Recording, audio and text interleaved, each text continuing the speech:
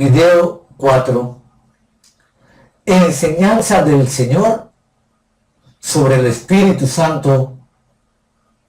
San Juan, capítulo 16, versículos del 7 al 11. Número 1. Una revelación más que sorprendente.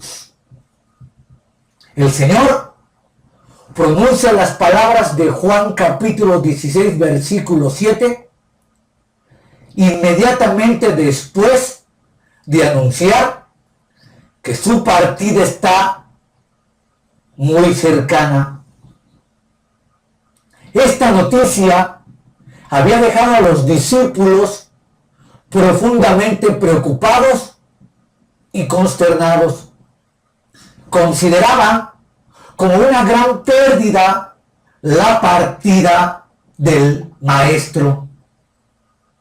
Pero lo que en un principio les pareció un desastre, se tornaría en bendición, ya que su partida permitiría que el Espíritu Santo viniera, que el Consolador estuviera con ellos.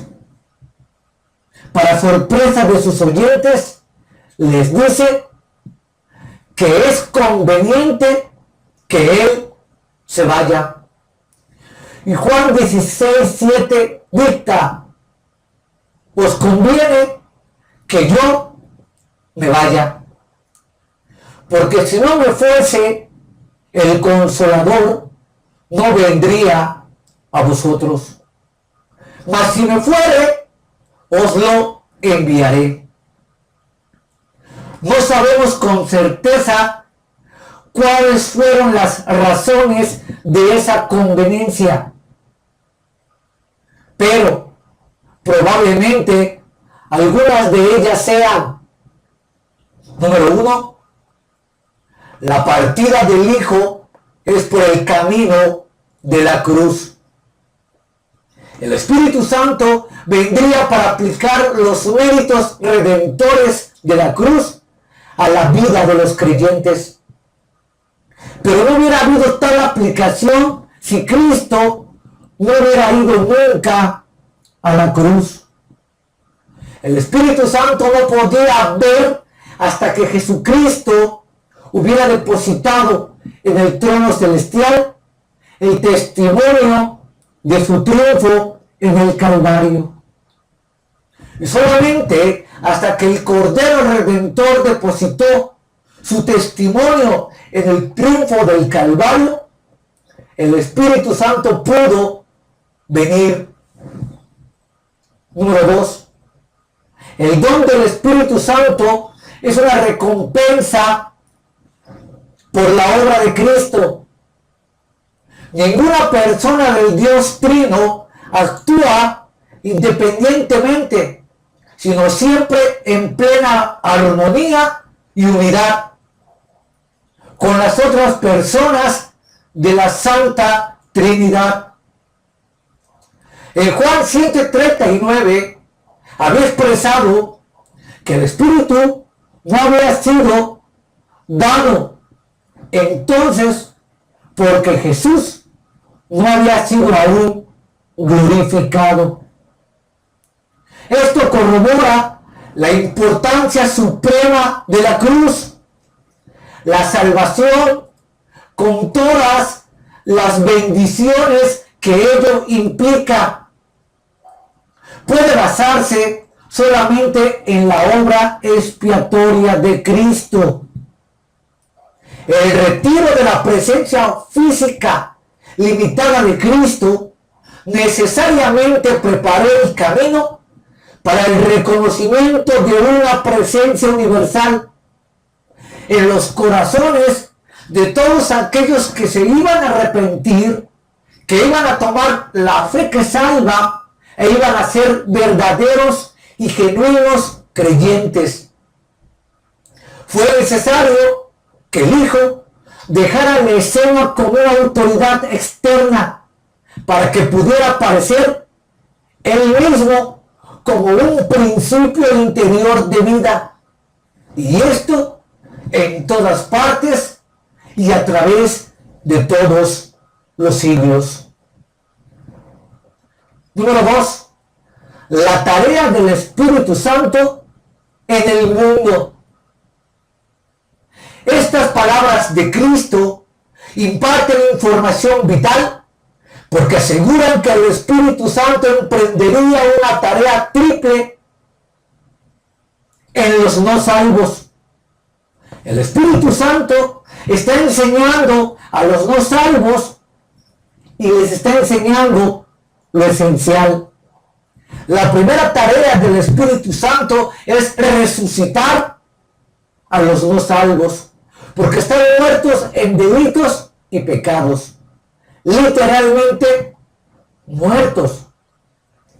El primer vocablo que interesa considerar es convencerá. Se trata del vocablo griego entecho, que significa traer a la luz, exponer, dar convicción. En algunos casos quiere decir mostrar a la gente sus profundos pecados y convocaría al genuino arrepentimiento. La reprensión se atribuye en el Antiguo Testamento a Dios, porque Dios educa también mediante la corrección. El vocablo griego convencerá implica demostrar por medio de argumentos, una refutación por medio de pruebas, un convencimiento por medio de argumentos incontrovertibles.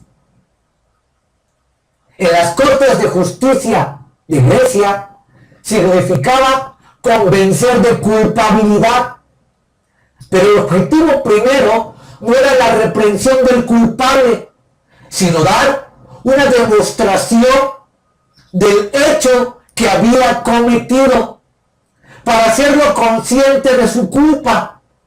Así, la palabra no tiene la idea de traer pesar por el pecado, sino más bien demostrar la culpabilidad por su pecado.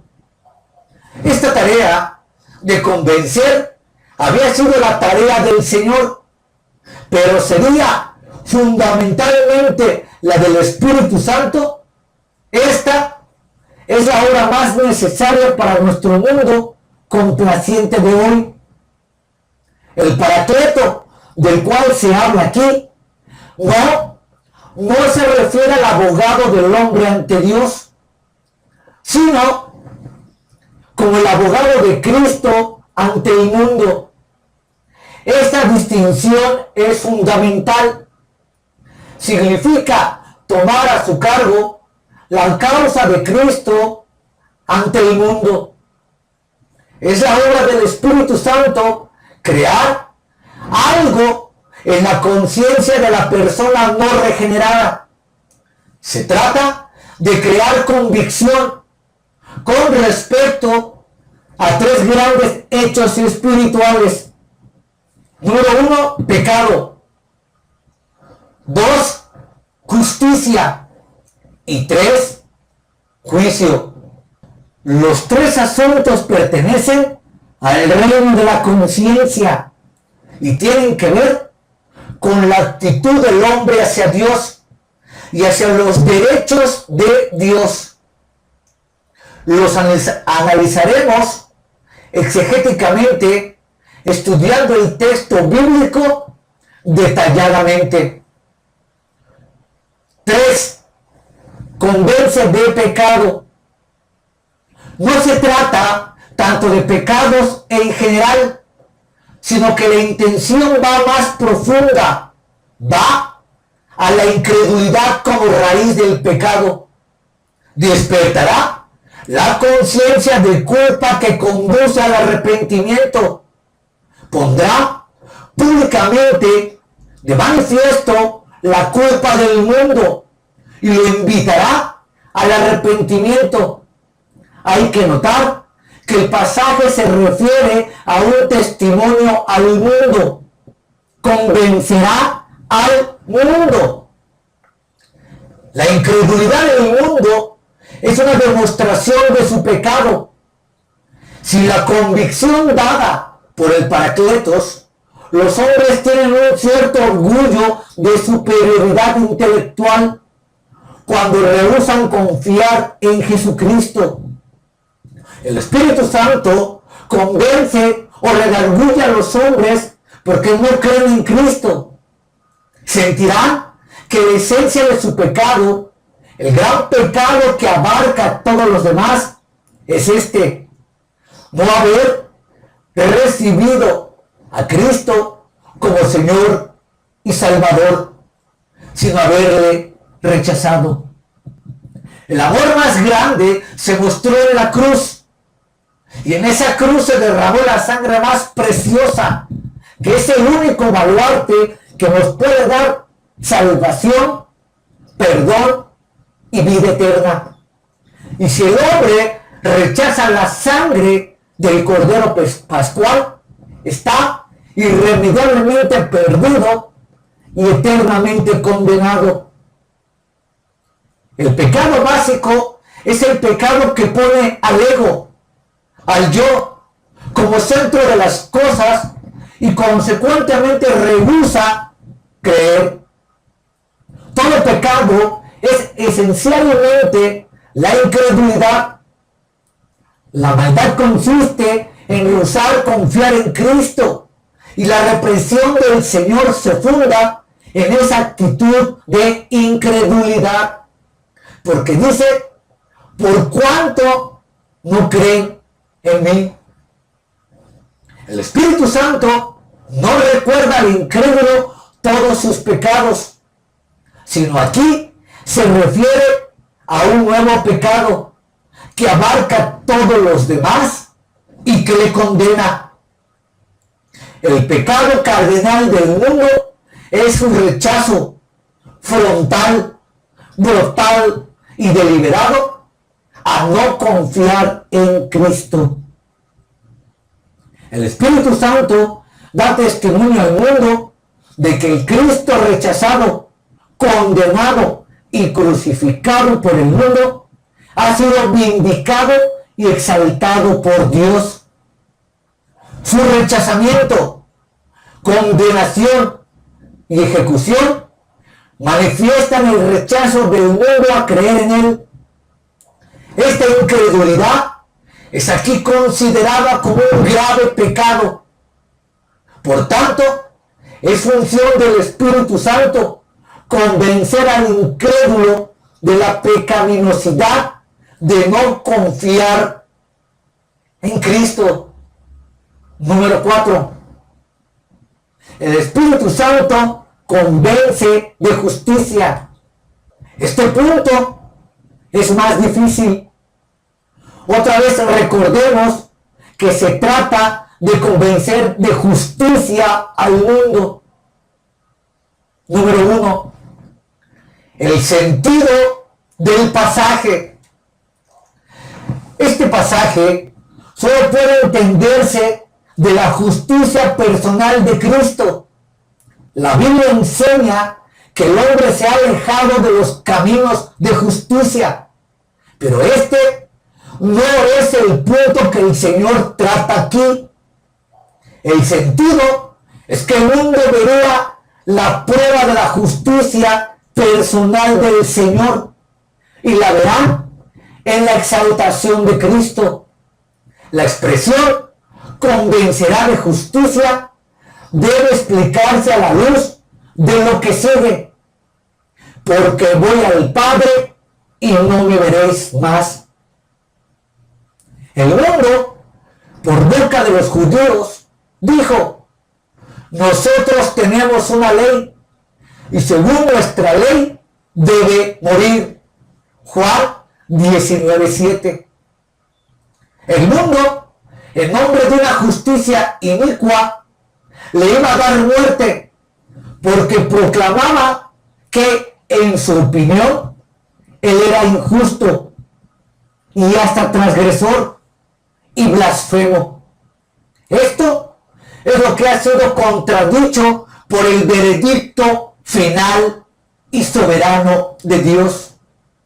El veredicto de Dios es la resurrección de Cristo, porque por medio de ella el Padre pondría el sello de su aprobación sobre su vida y sobre su sacrificio. El Señor ha sido vindicado. Este parece ser el sentido de justificado en el Espíritu de 1 de Timoteo, capítulo 3, versículo 16. El mundo ha recibido, mediante la resurrección, una prueba definitiva de que aquel que había sido muerto como un malhechor era el santo y el justo Hijo de Dios. Pedro declara en Pentecostés que la venida del Espíritu Santo era la prueba de que el Señor Jesucristo había sido exaltado por la diestra de Dios. Hechos 2:33. Número 2, el concepto de justicia. Ahora bien, esa justicia personal del Señor, que se expresó en su vida santa, ha constituido el fundamento de que Él pudiera poner esa vida para rescatar al mundo de pecadores.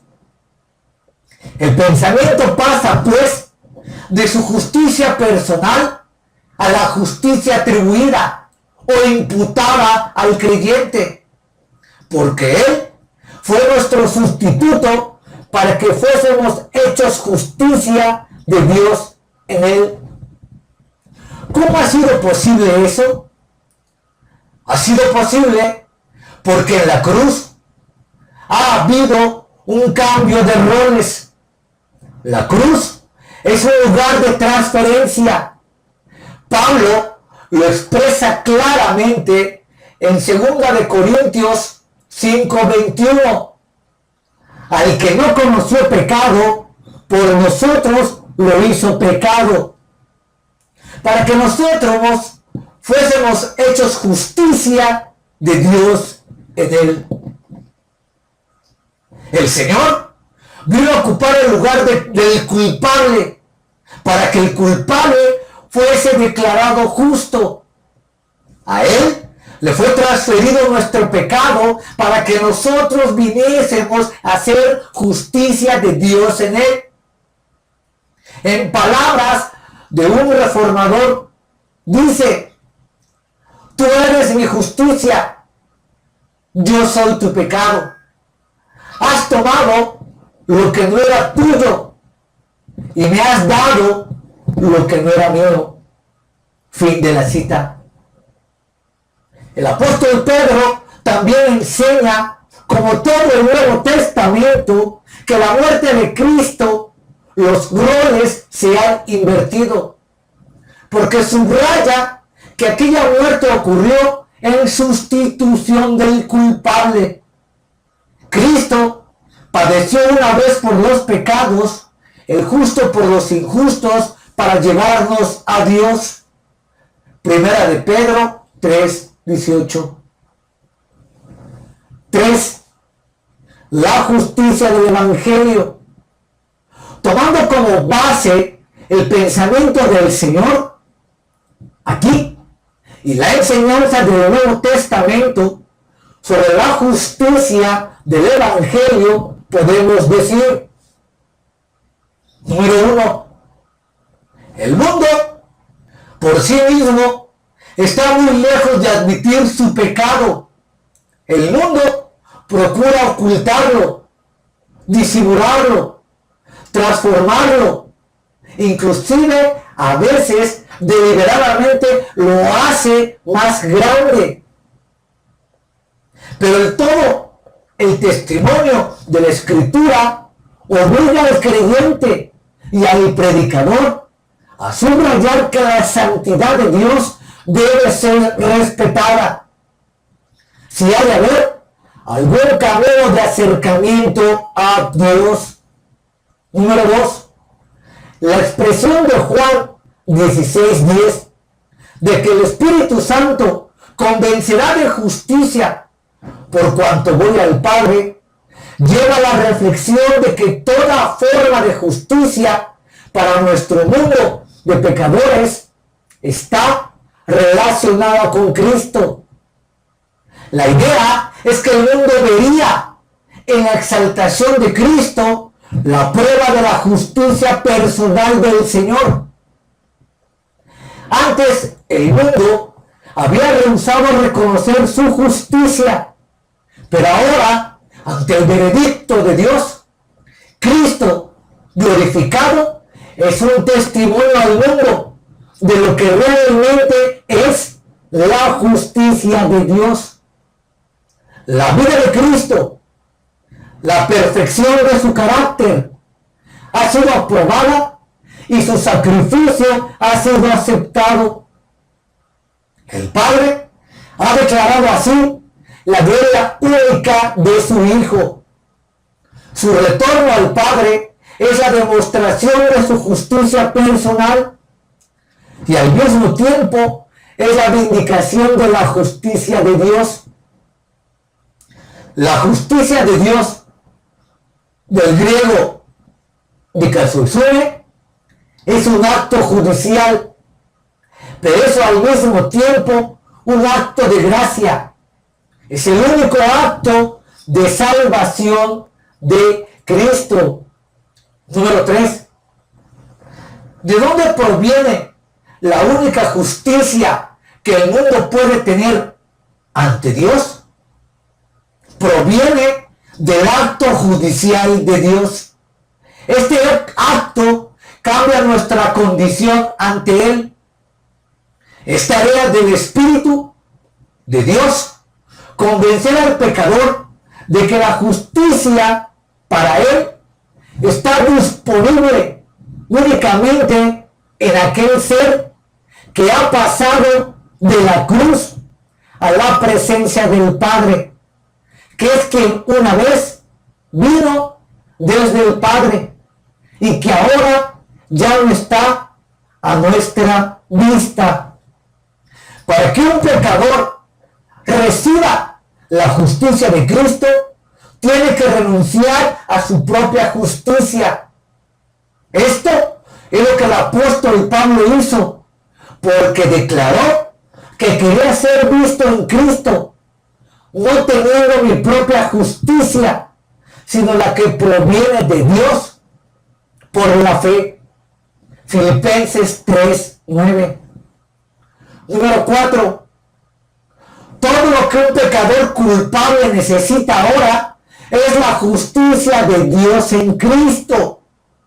Esta justicia no es una conquista del hombre. Ha sido provista como justicia, no como un concepto abstracto, sino en una persona. Cristo mismo es la justicia de Dios para el hombre. El hombre es justificado solamente mediante la fe en el Hijo de Dios. Este hombre está justificado porque Dios lo ve unido para siempre a Cristo. Porque la fe constituye un vínculo eterno entre su alma y el Salvador. El pecador que cree está justificado porque está vestido de Cristo.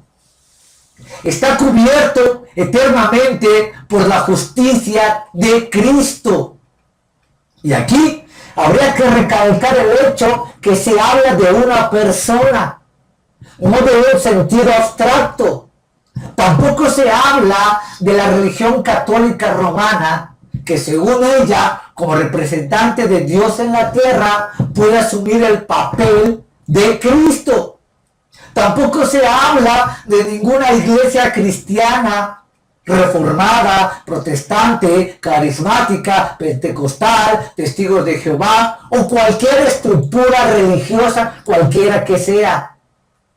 No se está refiriendo a ningún sistema religioso o filosófico, se refiere a una persona llamada Jesús, llamada el Cristo, el Hijo de Dios, el Hijo del bendito, el Hijo del hombre.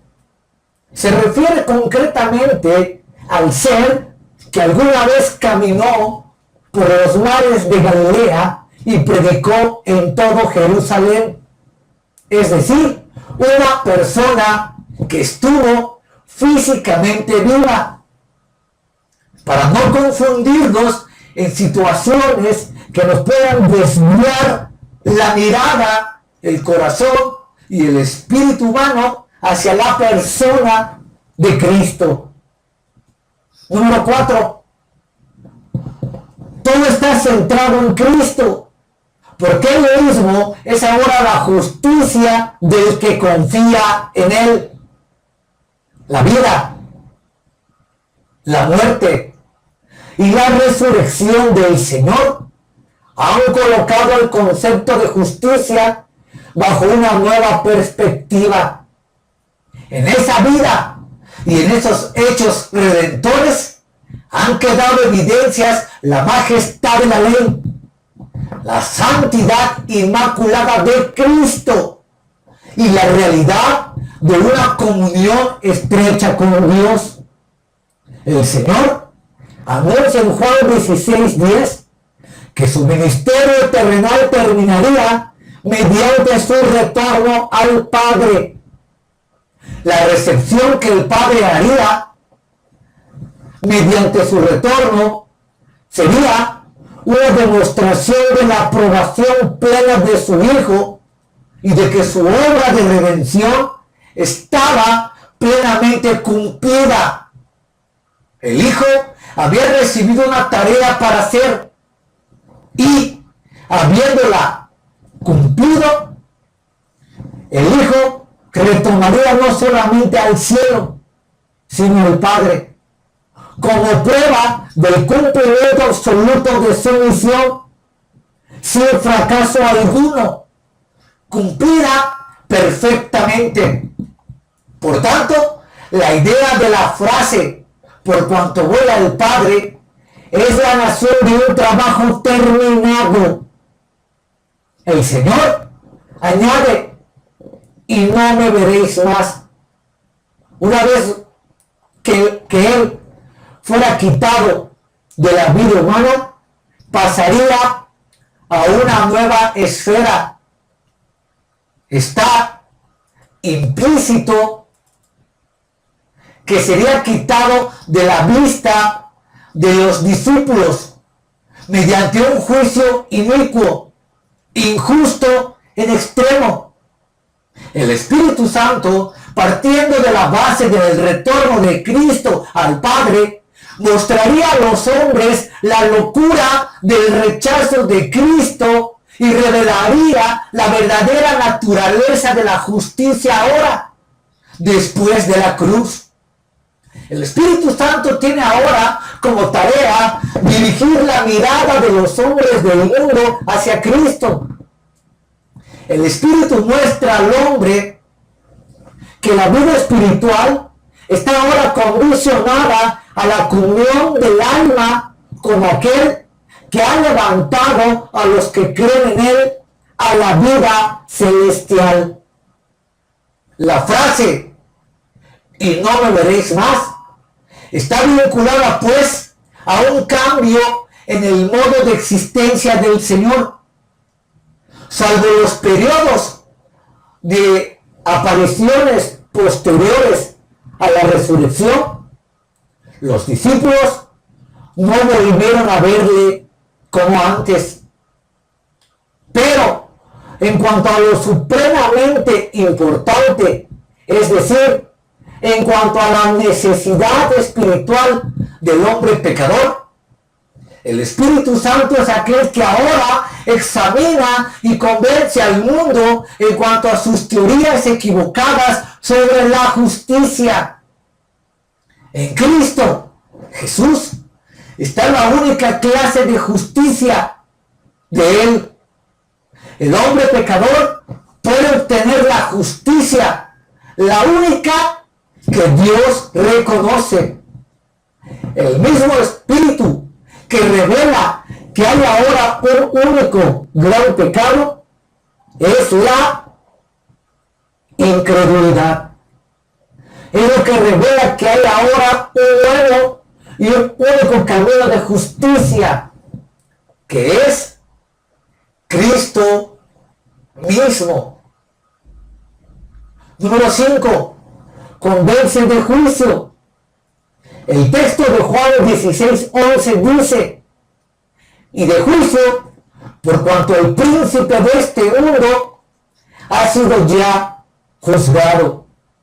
Aquí, el Señor se refiere al juicio de Satanás en la cruz y lo da como ya cumplido. Es fundamental notar que Cristo no se refiere aquí al juicio que ha de venir, sino a un juicio que ya sucedió. El Señor había anticipado en Juan 12:31 que llevaría a cabo un juicio contra Satanás. La presencia ahora del Espíritu Santo muestra que esa predicción se ha cumplido. La hora de juicio mencionada aquí es la derrota de Satanás en la cruz. Todo está referido al más grande de los juicios jamás que se haya efectuado o que se haya de efectuar, cuando Cristo se entregó como sustituto del culpable. En Colosenses 2:15 leemos: y despojando a los principados y a las potestades, los exhibió públicamente, triunfando sobre ellos en la cruz. El tiempo actual es del día del hombre. El hombre que gusta de exaltarse a sí mismo, es decir, el tiempo en el cual el hombre busca caminar a la luz de su propio criterio. Pero esta afirmación orgullosa del hombre es caracterizada por su alienación de Dios.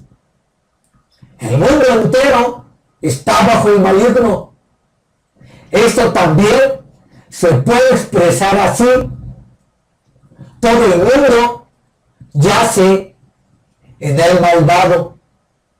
El mundo ahora sí continúa su marcha, pero el maligno, su príncipe, ha encontrado ya su condenación en la cruz.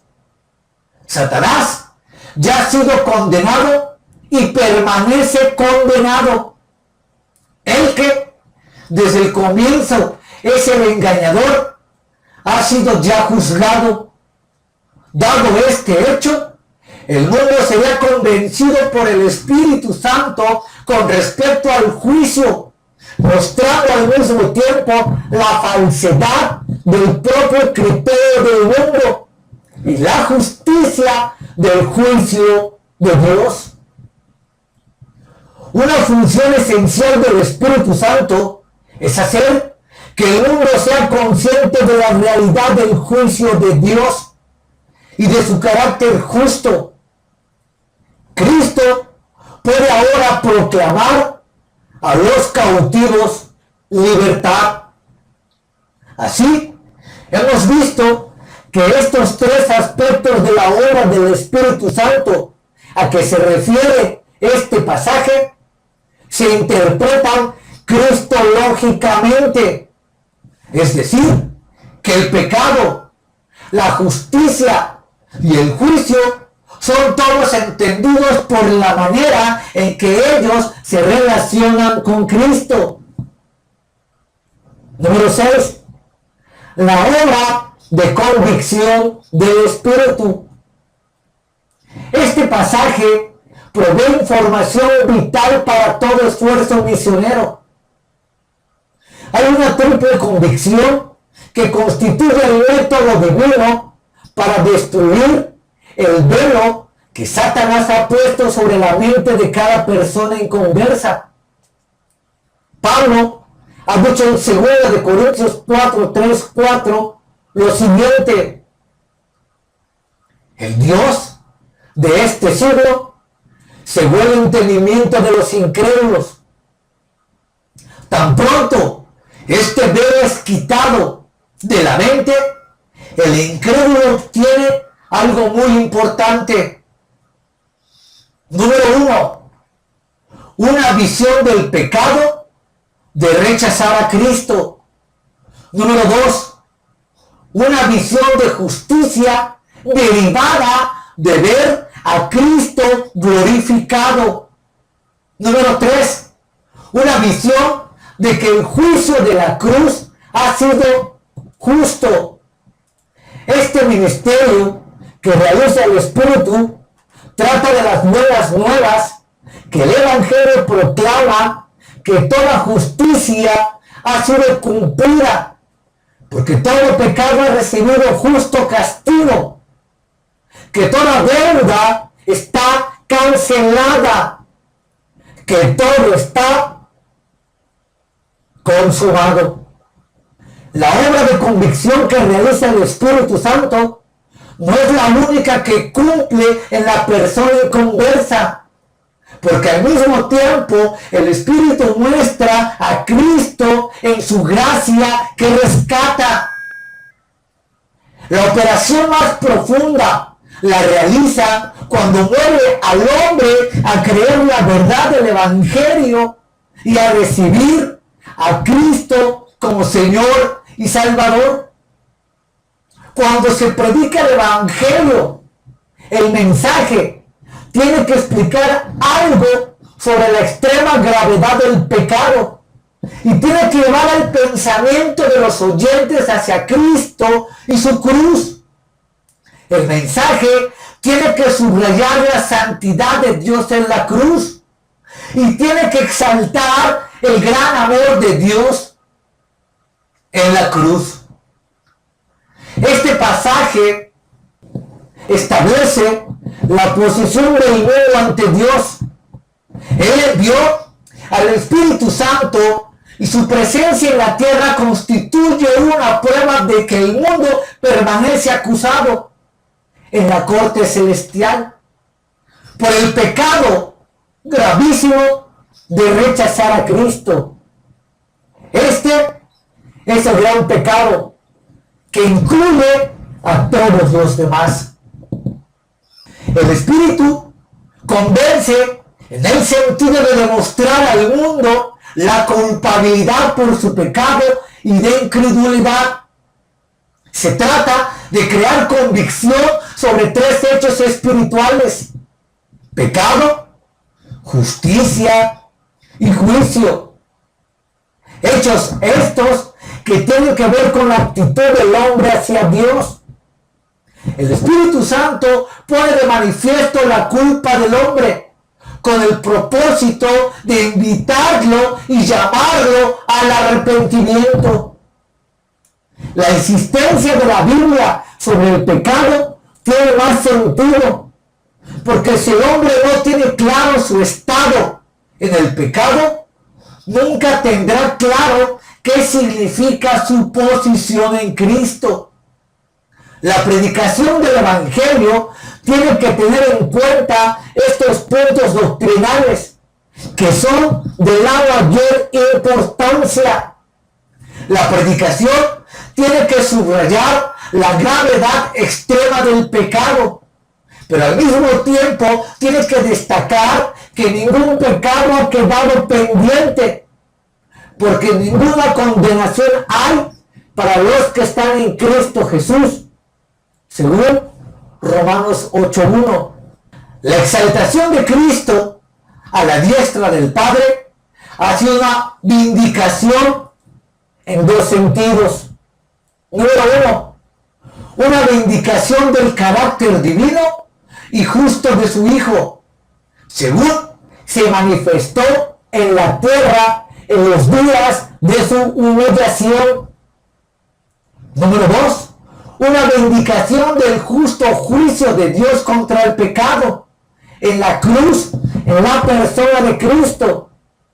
En la cruz, la justicia de Dios no ha sido abrogada, sino vindicada y restablecida.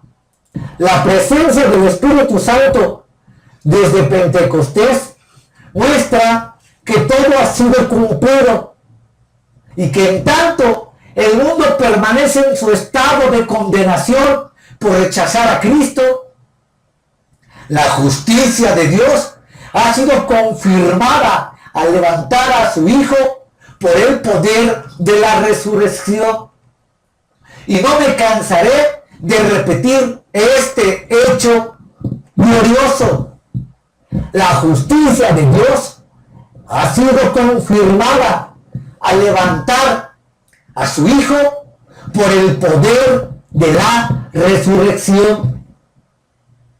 La salvación ha sido asegurada no en oposición a la justicia, sino en armonía.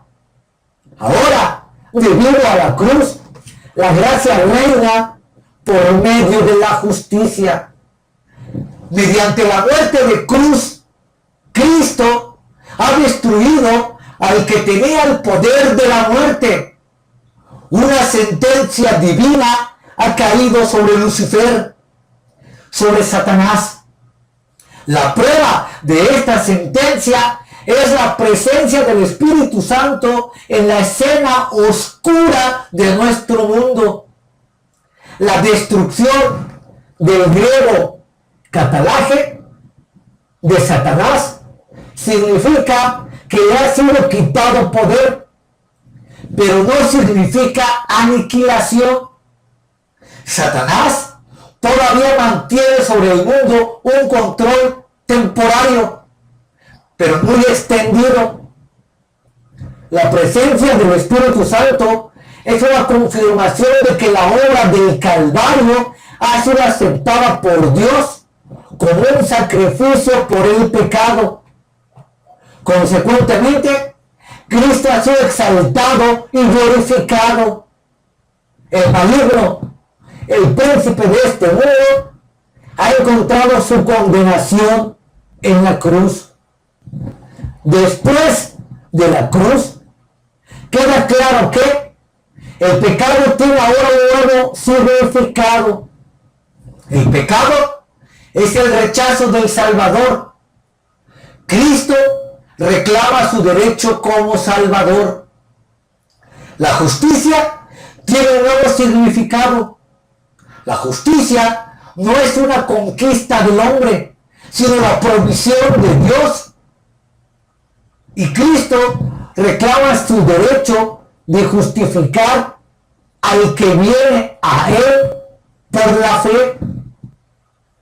El juicio tiene un nuevo significado. La idea de juicio es la idea de gobierno. El que domina como príncipe del mundo sabe que ha sido destronado en la cruz.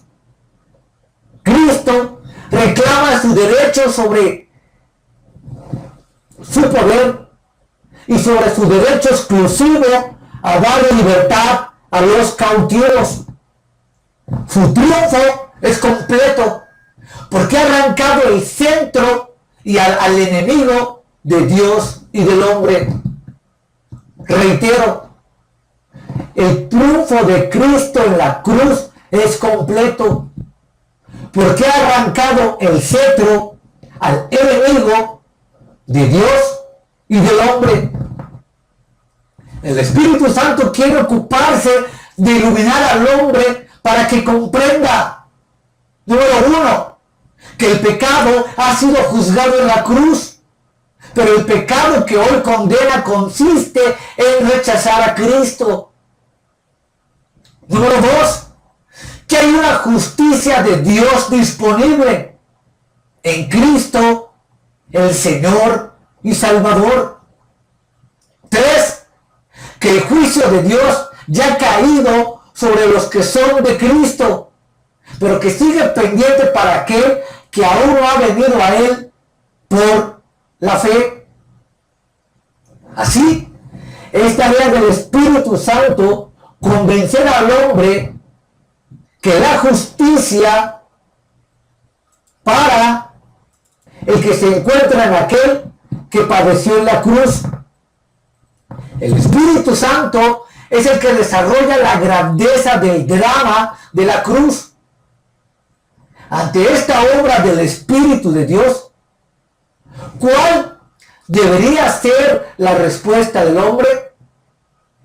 Algunos quieren permanecer todavía en el pecado de la incredulidad y por esa actitud participan del juicio del príncipe de este mundo.